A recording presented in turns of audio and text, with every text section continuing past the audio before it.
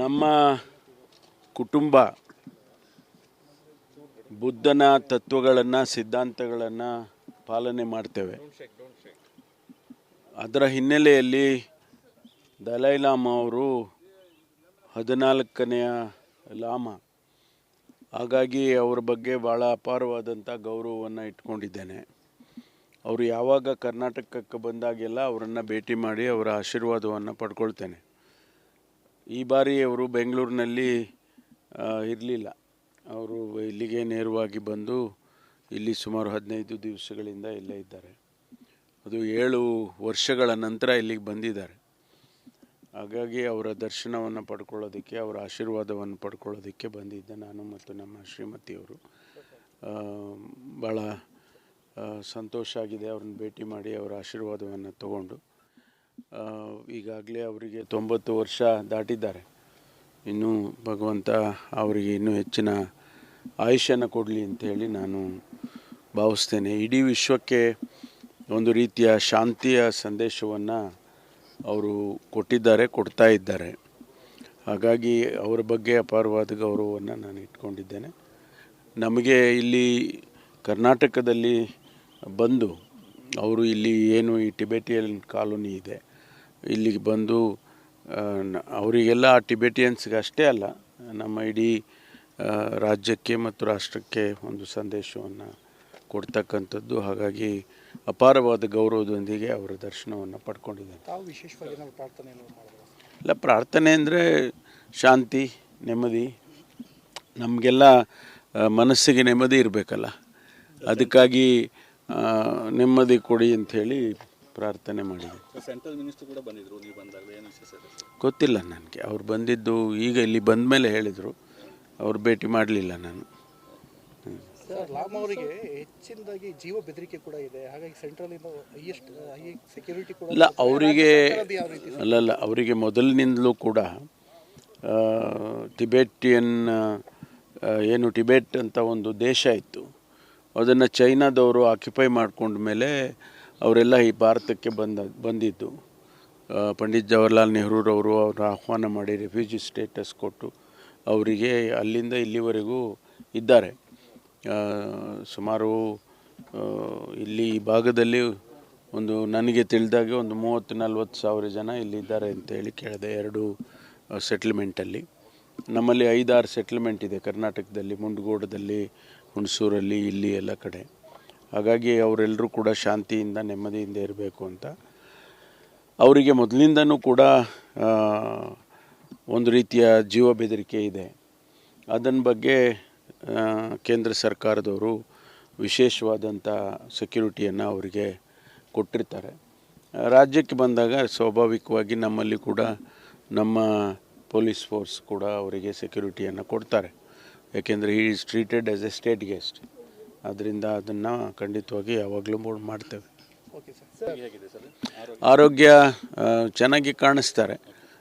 ಇತ್ತೀಚೆಗೆ ಸ್ವಲ್ಪ ನೀ ಪೇಯ್ನು ಮತ್ತು ಅದೆಲ್ಲ ಆದದ್ರಿಂದ ಸ್ವಲ್ಪ ಏಜ್ ಫ್ಯಾಕ್ಟರು, 90 ವರ್ಷದ ನಂತರ ಸ್ವಾಭಾವಿಕವಾಗಿ ಏಜ್ ಫ್ಯಾಕ್ಟರ್ ಇದ್ದೇ ಇರುತ್ತಲ್ಲ. ಹಾಗಾಗಿ ಅವರು ಆರೋಗ್ಯವಾಗಿರಲಿ ಅಂಥೇಳಿ ಭಗವಂತನಲ್ಲಿ ಪ್ರಾರ್ಥನೆ ಸಲ್ಲಿಸ್ತೇನೆ. ಸರ್, ಉದಯಗಿರಿ ಪೊಲೀಸ್ ಠಾಣೆ ಸಂಬಂಧಪಟ್ಟ ಎಷ್ಟು ಜನರ ಮೇಲೆ ಈಗ FIR ಆಗಿದೆ? ಈಗಾಗಲೇ ಒಂದು 11-12 ಜನರನ್ನು ಅರೆಸ್ಟ್ ಮಾಡಿದ್ದಾರೆ. ಈಗ ಅದು ಇನ್ನೂ ಕೂಡ ಐಡೆಂಟಿಫೈ ಮಾಡಿ ಯಾರ್ಯಾರು ಆ CCTV ಫುಟೇಜ್ನಲ್ಲಿ ಅವರು ಕಲೆಸೋದಾಗಲಿ ಅಥವಾ ಗಲಾಟೆ ಮಾಡೋದಾಗಲಿ ಅದೆಲ್ಲ ಕಾಣಿಸ್ತಾರೆ. ಅವ್ರನ್ನೆಲ್ಲ ಐಡೆಂಟಿಫೈ ಮಾಡಿದ್ದಾರೆ. ಅವ್ರನ್ನ ಅರೆಸ್ಟ್ ಮಾಡ್ತಾರೆ, ಕಾನೂನು ಕ್ರಮ ತಗೊಳ್ತಾರೆ. ನಾನು ಈಗ ವಾಪಸ್ ಹೋಗುವಾಗ ಅಲ್ಲಿ ಪೊಲೀಸ್ ಸ್ಟೇಷನ್ಗೆ ಭೇಟಿ ಮಾಡ್ತೇನೆ. ಸರ್, KPCC ವಕ್ತಾರ ಲಕ್ಷ್ಮಣ್ ಅವರು ಒಂದು ಹೇಳಿಕೆ ಕೊಟ್ಟಿರುವಂಥದ್ದು, ಅಂದರೆ RSS ಅವರು ಬಂದು ಮಾಡಿದ್ದಾರೆ ಟೋಪಿ ಹಾಕೊಂಡು. ಗೊತ್ತಿಲ್ಲ ನನಗೆ, ಅದು ಗೊತ್ತಿಲ್ಲ. ಗೊತ್ತಿಲ್ಲ ನನಗೆ ಗೊತ್ತಿಲ್ಲ. ಇನ್ವೆಸ್ಟಿಗೇಷನ್ ಮಾಡ್ತಾರಲ್ಲ ಅವಾಗ ಗೊತ್ತಾಗ್ತದೆ, ಆ ಥರ ಏನಾರು ಇದ್ರೆ. ಪ್ರತಾಪ್ ಸಿಂಹ ಅವರು ಕೂಡ ಸ್ಟೇಷನ್ಗೆ ಹೋದಂಥ ಸಂದರ್ಭದಲ್ಲಿ ರೌಡಿ ಶೀಟರ್ ಕೂಡ ಇದ್ದ ಅನ್ನೋದು ಕೂಡ ಹೇಳ್ತಾ ಇದ್ದಾರೆ ಅವರು. ಗೊತ್ತಿಲ್ಲ ನನಗೆ, ಅದು ಆ ಮಾಹಿತಿ ನನ್ನ ಹತ್ರ ಇಲ್ಲ. ಅವರಿಗೆ ಭಾಳ ಪ್ರತಾಪ್ ಸಿಂಹ ಅವರಿಗೆ, ಲಕ್ಷ್ಮಣ್ ಅವರಿಗೆ ಎಲ್ಲ ಮೋರ್ ಇಂಟೆಲಿಜೆನ್ಸ್ ಇದ್ದಂಗಿದೆ. ನಮಗೇನು ಗೊತ್ತಿಲ್ಲ, ಆ ಮಾಹಿತಿಗಳು ನನ್ನ ಹತ್ರ ಇಲ್ಲ. ಪೊಲೀಸ್ ಕಾರ್ ಕೂಡ ಕಲ್ಲು ಹೊಡೆದಿದ್ದಾರೆ. ಅದು ಅವರನ್ನ ಯಾರು ಅಂತ ಹೇಳಿ ಐಡೆಂಟಿಫೈ ಮಾಡ್ತಾ ಇದ್ದಾರೆ. ಒಂದಷ್ಟು ಜನ ಐಡೆಂಟಿಫೈ ಮಾಡಿ ಅರೆಸ್ಟ್ ಮಾಡಿದ್ದಾರೆ. ಇನ್ನೂ ಕೂಡ ಕೆಲವ್ರನ್ನೆಲ್ಲ CC ಫುಟೇಜ್ ನೋಡಿ ಅರೆಸ್ಟ್ ಮಾಡ್ತಾರೆ. ಯಾರು ಡೈರೆಕ್ಟಾಗಿ ಇನ್ವಾಲ್ವ್ ಆಗಿದ್ದಾರೆ ಅವ್ರನ್ನೆಲ್ಲ ಅರೆಸ್ಟ್ ಮಾಡ್ತಾರೆ. ನಮ್ಮ ಕುಟುಂಬ ಬುದ್ಧನ ತತ್ವಗಳನ್ನು, ಸಿದ್ಧಾಂತಗಳನ್ನು ಪಾಲನೆ ಮಾಡ್ತೇವೆ. ಅದರ ಹಿನ್ನೆಲೆಯಲ್ಲಿ ದಲೈ ಲಾಮಾ ಅವರು 14ನೇ ಲಾಮಾ. ಹಾಗಾಗಿ ಅವರ ಬಗ್ಗೆ ಭಾಳ ಅಪಾರವಾದಂಥ ಗೌರವವನ್ನು ಇಟ್ಕೊಂಡಿದ್ದೇನೆ. ಅವರು ಯಾವಾಗ ಕರ್ನಾಟಕಕ್ಕೆ ಬಂದಾಗೆಲ್ಲ ಅವರನ್ನು ಭೇಟಿ ಮಾಡಿ ಅವರ ಆಶೀರ್ವಾದವನ್ನು ಪಡ್ಕೊಳ್ತೇನೆ. ಈ ಬಾರಿ ಅವರು ಬೆಂಗಳೂರಿನಲ್ಲಿ ಇರಲಿಲ್ಲ. ಅವರು ಇಲ್ಲಿಗೆ ನೇರವಾಗಿ ಬಂದು ಇಲ್ಲಿ ಸುಮಾರು 15 ದಿವಸಗಳಿಂದ ಇಲ್ಲೇ ಇದ್ದಾರೆ. ಅದು 7 ವರ್ಷಗಳ ನಂತರ ಇಲ್ಲಿಗೆ ಬಂದಿದ್ದಾರೆ. ಹಾಗಾಗಿ ಅವರ ದರ್ಶನವನ್ನು ಪಡ್ಕೊಳ್ಳೋದಕ್ಕೆ, ಅವರ ಆಶೀರ್ವಾದವನ್ನು ಪಡ್ಕೊಳ್ಳೋದಕ್ಕೆ ಬಂದಿದ್ದೆ ನಾನು ಮತ್ತು ನಮ್ಮ ಶ್ರೀಮತಿಯವರು. ಭಾಳ ಸಂತೋಷ ಆಗಿದೆ ಅವ್ರನ್ನ ಭೇಟಿ ಮಾಡಿ ಅವರ ಆಶೀರ್ವಾದವನ್ನು ತಗೊಂಡು. ಈಗಾಗಲೇ ಅವರಿಗೆ 90 ವರ್ಷ ದಾಟಿದ್ದಾರೆ. ಇನ್ನೂ ಭಗವಂತ ಅವರಿಗೆ ಇನ್ನೂ ಹೆಚ್ಚಿನ ಆಯುಷ್ಯನ ಕೊಡಲಿ ಅಂತೇಳಿ ನಾನು ಭಾವಿಸ್ತೇನೆ. ಇಡೀ ವಿಶ್ವಕ್ಕೆ ಒಂದು ರೀತಿಯ ಶಾಂತಿಯ ಸಂದೇಶವನ್ನು ಅವರು ಕೊಟ್ಟಿದ್ದಾರೆ, ಕೊಡ್ತಾ ಇದ್ದಾರೆ. ಹಾಗಾಗಿ ಅವರ ಬಗ್ಗೆ ಅಪಾರವಾದ ಗೌರವವನ್ನು ನಾನು ಇಟ್ಕೊಂಡಿದ್ದೇನೆ.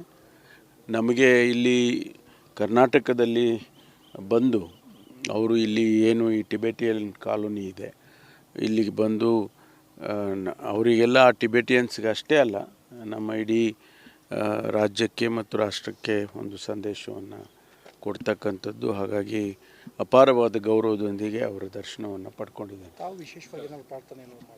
ಇಲ್ಲ, ಪ್ರಾರ್ಥನೆ ಅಂದರೆ ಶಾಂತಿ, ನೆಮ್ಮದಿ. ನಮಗೆಲ್ಲ ಮನಸ್ಸಿಗೆ ನೆಮ್ಮದಿ ಇರಬೇಕಲ್ಲ, ಅದಕ್ಕಾಗಿ ನೆಮ್ಮದಿ ಕೊಡಿ ಅಂಥೇಳಿ ಪ್ರಾರ್ಥನೆ ಮಾಡಿದೆ. ಸೆಂಟ್ರಲ್ ಮಿನಿಸ್ಟರ್ ಕೂಡ ಬಂದಿದ್ರು, ನೀವು ಬಂದಾಗ ಏನು ವಿಶೇಷ? ಗೊತ್ತಿಲ್ಲ ನನಗೆ. ಅವ್ರು ಬಂದಿದ್ದು ಈಗ ಇಲ್ಲಿ ಬಂದ ಮೇಲೆ ಹೇಳಿದರು. ಅವ್ರು ಭೇಟಿ ಮಾಡಲಿಲ್ಲ ನಾನು. ಸರ್, ಲಾಮಾ ಅವರಿಗೆ ಹೆಚ್ಚಿನದಾಗಿ ಜೀವ ಬೆದರಿಕೆ ಕೂಡ ಇದೆ. ಹಾಗಾಗಿ ಸೆಂಟ್ರಲಿಂದ ಹೈ ಸೆಕ್ಯೂರಿಟಿ ಕೂಡ ಇಲ್ಲ ಅವರಿಗೆ ಮೊದಲಿನಿಂದಲೂ ಕೂಡ ಟಿಬೆಟಿಯನ್ ಏನು ಟಿಬೆಟ್ ಅಂತ ಒಂದು ದೇಶ ಇತ್ತು, ಅದನ್ನು ಚೈನಾದವರು ಆಕ್ಯುಪೈ ಮಾಡ್ಕೊಂಡ ಮೇಲೆ ಅವರೆಲ್ಲ ಈ ಭಾರತಕ್ಕೆ ಬಂದಿದ್ದು. ಪಂಡಿತ್ ಜವಾಹರ್ಲಾಲ್ ನೆಹರೂರವರು ಅವ್ರ ಆಹ್ವಾನ ಮಾಡಿ ರೆಫ್ಯೂಜಿ ಸ್ಟೇಟಸ್ ಕೊಟ್ಟು ಅವರಿಗೆ ಅಲ್ಲಿಂದ ಇಲ್ಲಿವರೆಗೂ ಇದ್ದಾರೆ. ಸುಮಾರು ಇಲ್ಲಿ ಈ ಭಾಗದಲ್ಲಿ ಒಂದು ನನಗೆ ತಿಳಿದಾಗೆ ಒಂದು 30-40 ಸಾವಿರ ಜನ ಇಲ್ಲಿದ್ದಾರೆ ಅಂತೇಳಿ ಕೇಳಿದೆ. 2 ಸೆಟ್ಲ್ಮೆಂಟಲ್ಲಿ. ನಮ್ಮಲ್ಲಿ 5-6 ಸೆಟ್ಲ್ಮೆಂಟ್ ಇದೆ ಕರ್ನಾಟಕದಲ್ಲಿ, ಮುಂಡಗೋಡದಲ್ಲಿ, ಹುಣಸೂರಲ್ಲಿ, ಇಲ್ಲಿ ಎಲ್ಲ ಕಡೆ. ಹಾಗಾಗಿ ಅವರೆಲ್ಲರೂ ಕೂಡ ಶಾಂತಿಯಿಂದ ನೆಮ್ಮದಿಯಿಂದ ಇರಬೇಕು ಅಂತ. ಅವರಿಗೆ ಮೊದಲಿಂದನೂ ಕೂಡ ಒಂದು ರೀತಿಯ ಜೀವ ಬೆದರಿಕೆ ಇದೆ.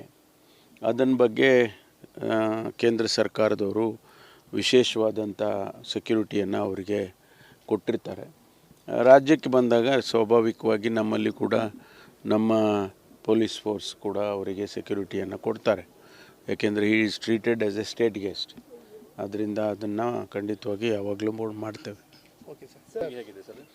ಆರೋಗ್ಯ ಚೆನ್ನಾಗಿ ಕಾಣಿಸ್ತಾರೆ. ಇತ್ತೀಚೆಗೆ ಸ್ವಲ್ಪ ನೀ ಪೇಯ್ನು ಮತ್ತು ಅದೆಲ್ಲ ಆದದ್ರಿಂದ ಸ್ವಲ್ಪ ಏಜ್ ಫ್ಯಾಕ್ಟರು 90 ವರ್ಷದ ನಂತರ ಸ್ವಾಭಾವಿಕವಾಗಿ ಏಜ್ ಫ್ಯಾಕ್ಟರ್ ಇದ್ದೇ ಇರುತ್ತಲ್ಲ. ಹಾಗಾಗಿ ಅವರು ಆರೋಗ್ಯವಾಗಿರಲಿ ಅಂಥೇಳಿ ಭಗವಂತನಲ್ಲಿ ಪ್ರಾರ್ಥನೆ ಸಲ್ಲಿಸ್ತೇನೆ. ಸರ್, ಉದಯಗಿರಿ ಪೊಲೀಸ್ ಠಾಣೆ ಸಂಬಂಧಪಟ್ಟ ಎಷ್ಟು ಜನರ ಮೇಲೆ ಈಗ FIR ಆಗಿದೆ? ಈಗಾಗಲೇ ಒಂದು 11-12 ಜನರನ್ನು ಅರೆಸ್ಟ್ ಮಾಡಿದ್ದಾರೆ. ಈಗ ಅದು ಇನ್ನೂ ಕೂಡ ಐಡೆಂಟಿಫೈ ಮಾಡಿ ಯಾರ್ಯಾರು ಆ CCTV ಫುಟೇಜ್ನಲ್ಲಿ ಅವರು ಕಲೆಸೋದಾಗಲಿ ಅಥವಾ ಗಲಾಟೆ ಮಾಡೋದಾಗಲಿ ಅದೆಲ್ಲ ಕಾಣಿಸ್ತಾರೆ, ಅವ್ರನ್ನೆಲ್ಲ ಐಡೆಂಟಿಫೈ ಮಾಡಿದ್ದಾರೆ. ಅವ್ರನ್ನ ಅರೆಸ್ಟ್ ಮಾಡ್ತಾರೆ, ಕಾನೂನು ಕ್ರಮ ತಗೊಳ್ತಾರೆ. ನಾನು ಈಗ ವಾಪಸ್ ಹೋಗುವಾಗ ಅಲ್ಲಿ ಪೊಲೀಸ್ ಸ್ಟೇಷನ್ಗೆ ಭೇಟಿ ಮಾಡ್ತೇನೆ. ಸರ್, KPCC ವಕ್ತಾರ ಲಕ್ಷ್ಮಣ್ ಅವರು ಒಂದು ಹೇಳಿಕೆ ಕೊಟ್ಟಿರುವಂಥದ್ದು, ಅಂದರೆ RSS ಅವರು ಬಂದು ಮಾಡಿದ್ದಾರೆ ಟೋಪಿ ಹಾಕೊಂಡು. ಗೊತ್ತಿಲ್ಲ ನನಗೆ, ಅದು ಗೊತ್ತಿಲ್ಲ. ಗೊತ್ತಿಲ್ಲ ನನಗೆ ಗೊತ್ತಿಲ್ಲ. ಇನ್ವೆಸ್ಟಿಗೇಷನ್ ಮಾಡ್ತಾರಲ್ಲ ಅವಾಗ ಗೊತ್ತಾಗ್ತದೆ ಆ ಥರ ಏನಾರು ಇದ್ರೆ. ಪ್ರತಾಪ್ ಸಿಂಹ ಅವರು ಕೂಡ ಸ್ಟೇಷನ್ಗೆ ಹೋದಂಥ ಸಂದರ್ಭದಲ್ಲಿ ರೌಡಿ ಶೀಟರು ಕೂಡ ಇದ್ದ ಅನ್ನೋದು ಕೂಡ ಹೇಳ್ತಾ ಇದ್ದಾರೆ ಅವರು. ಗೊತ್ತಿಲ್ಲ ನನಗೆ, ಅದು ಆ ಮಾಹಿತಿ ನನ್ನ ಹತ್ರ ಇಲ್ಲ. ಅವರಿಗೆ ಭಾಳ ಪ್ರತಾಪ್ ಸಿಂಹ ಅವರಿಗೆ, ಲಕ್ಷ್ಮಣ್ ಅವರಿಗೆ ಎಲ್ಲ ಮೋರ್ ಇಂಟೆಲಿಜೆನ್ಸ್ ಇದ್ದಂಗಿದೆ. ನಮಗೇನು ಗೊತ್ತಿಲ್ಲ, ಆ ಮಾಹಿತಿಗಳು ನನ್ನ ಹತ್ರ ಇಲ್ಲ. ಪೊಲೀಸ್ ಕಾರ್ ಕೂಡ ಕಲ್ಲು ಹೊಡೆದಿದ್ದಾರೆ, ಅದು ಅವರನ್ನ ಯಾರು ಅಂತ ಹೇಳಿ ಐಡೆಂಟಿಫೈ ಮಾಡ್ತಾ ಇದ್ದಾರೆ. ಒಂದಷ್ಟು ಜನ ಐಡೆಂಟಿಫೈ ಮಾಡಿ ಅರೆಸ್ಟ್ ಮಾಡಿದ್ದಾರೆ. ಇನ್ನೂ ಕೂಡ ಕೆಲವ್ರನ್ನೆಲ್ಲ CC ಫುಟೇಜ್ ನೋಡಿ ಅರೆಸ್ಟ್ ಮಾಡ್ತಾರೆ. ಯಾರು ಡೈರೆಕ್ಟಾಗಿ ಇನ್ವಾಲ್ವ್ ಆಗಿದ್ದಾರೆ ಅವ್ರನ್ನೆಲ್ಲ ಅರೆಸ್ಟ್ ಮಾಡ್ತಾರೆ.